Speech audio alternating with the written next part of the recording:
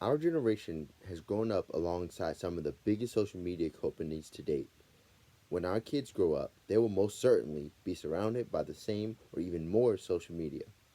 What role do you think social media should play in your child's life?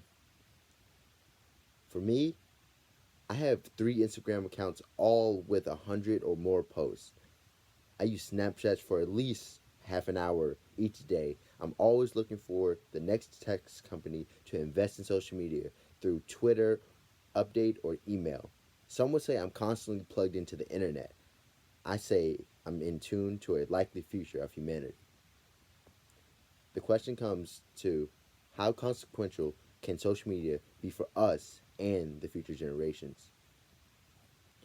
A study conducted by the University of Copenhagen found that many people suffer from Facebook envy, with those who abstained from using the popular site reporting that they felt more satisfied with their lives. This came from the Independent News. Secondly, researchers have looked at general anxiety provoked by social media, characterized by feelings of restlessness and worry and trouble sleeping and concentrating. A study published in the journal Computers and Human Behavior found that people who report using 7 or more social media platforms were more than 3 times as likely people using 0 to 2 platforms to have high levels of general anxiety symptoms. Thirdly, one study looked at how we make comparisons to other posts in upward or downward directions. That is, feeling that we're either better or worse off than others. It turned out that both types of comparisons made people feel worse, and this came from Forbes. Now, I think when we look at how we interact with social media, I think there's too much grass is greener on the other side, and that makes us not make the best decisions in terms of being on social media. So sometimes we might fake being happy or fake being sad to to maybe get more followers or get more attention, and that's a negative effect. Now, though, let's look at why social media is favorable to us rather than not favorable. In traditional nonprofit businesses, where would you look for donors? Set up with a small stall, set up with a stall with a jar of cash, maybe go door to door and asking rebels, or going to recreation centers putting up posters, or just going up to people walking and asking them for to donate. But with social media, you can reach a bigger audience that are more likely to donate to you.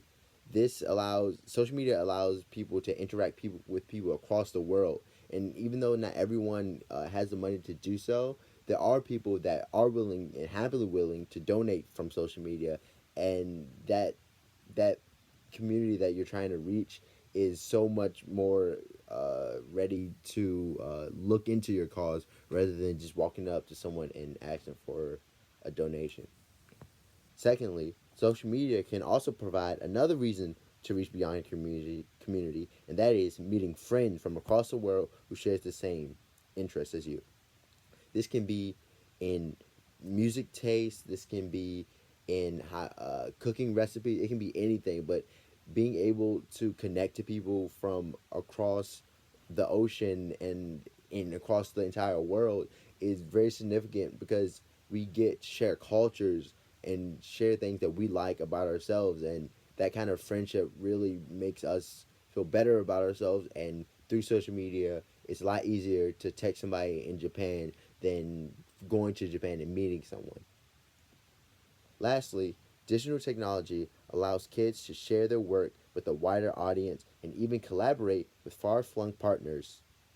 Even kids can, if they're really serious about it, can provide essential feedback for others to hone their craft. That came from the Washington Post. This means that people who are artistic and really enjoy to create and connect all over the world, and that opens up the medium for many artists that want to spread their work throughout the world. And social media and posting a picture that you took or posting a painting that you made can reach a bigger audience if you post it on social media than just showing it to your friends. You can also get constructive criticism from professionals who also operate on social media, and that kind of interaction is very valuable to someone with an artistic mindset that really wants to succeed. We talked about how the positive and negative effect of social media can happen, how one app can open you to a world of possibilities, but also make you feel alone. The power resides in the choices we make and how we and the future generations develop with social media. Don't get tech smart before it's too late. Research now for yourself.